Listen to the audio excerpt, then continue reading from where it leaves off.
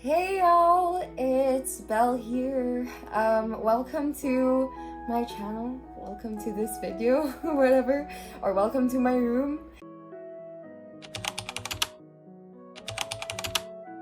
In this video, I'm just gonna share like the discovery of the day, my discovery of the day.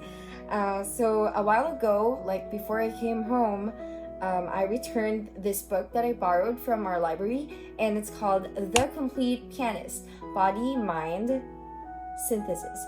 And it's written by Ruth C. Friedberg. I hope I pronounced the name right. I'm sorry, Miss Ruth, if I pronounced it wrong.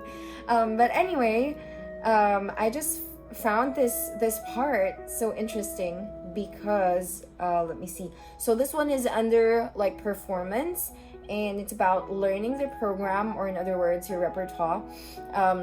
Although I'm not having like a recital anytime soon, but I am preparing for my exams, for my piano exams. Probably we'll be having it around December. No, I'm sure we're having it around December, before Christmas. Yes. So if you're like me, who has a difficult time memorizing pieces, I hope this helps you.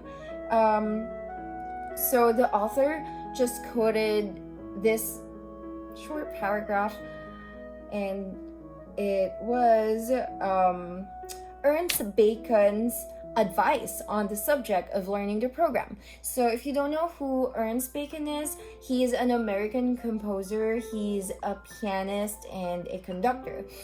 He was born in Chicago on May 26, 1898. Yeah.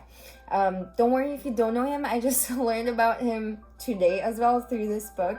He said that morning is for labor, afternoon for routine, and evening for the imagination. These may vary, but experience shows that the critical and energetic faculties come soonest after rest, while the mind is dullest in midday, and evening is when the spirit is mellowest and most charitable to new thoughts. If you observe yourself, or like how you flow, you would have probably noticed this already. And I like what he said here because lately my practice sessions or schedules, they haven't been like the most structured.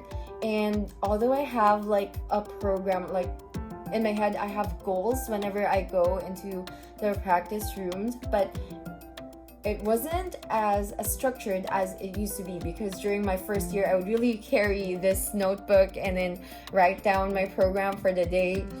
Like, okay, this morning I'm just gonna spend this amount of time to practice this or to learn this.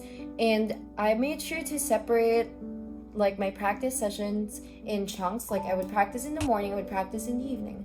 And I didn't know about this back then, but just reading it now, it made me think like how crucial it is to really spend time in practicing in the morning, in midday, and in the evening.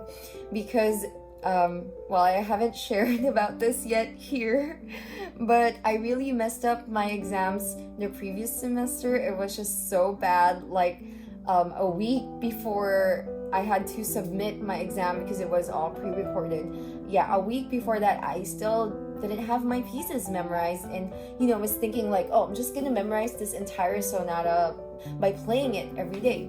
And the truth is, it doesn't work that way. Like it's not how it used to be. It's not like I'm a kid anymore and my brain picks things up super fast. When I play it over and over again, I would remember it, or my muscle memory remembers that. Also learning to analyze the pieces, of course, which my brain would be ready for in the morning. The author also said that once the program has been selected, a learning schedule should be constructed. It should be designed so as to ensure the fullest cooperation of the mind and body in the demanding intellectual and physical tasks about to be undertaken by the brain and fingers. Goals should be set for the learning and memorizing of each piece, given a realistic assessment of available practice time that will enable the maintenance of good physical and mental health. In constructing a learning schedule, one must take into account one's own biorhythms and plan memorizing sessions for those times when mental energies are at their highest. And well, y'all, I don't really do that. I don't really plan when to memorize. In fact, I don't have a plan to memorize my pieces, which is perhaps why I fail to memorize them a month before I have to perform them, which is like the ideal. You know, you have to have it memorized a month prior to the performance, and then a month before the actual performance is you'd be ideally playing it for people so that your nerves would get used to having people around you and figuring out how to like find your way when you slip or when you make a mistake or when you forget some parts. So yeah, it actually happens. So yeah, that's it. That's my discovery for today. I know it's just like all over the place, but I hope that helps. And let me know your thoughts.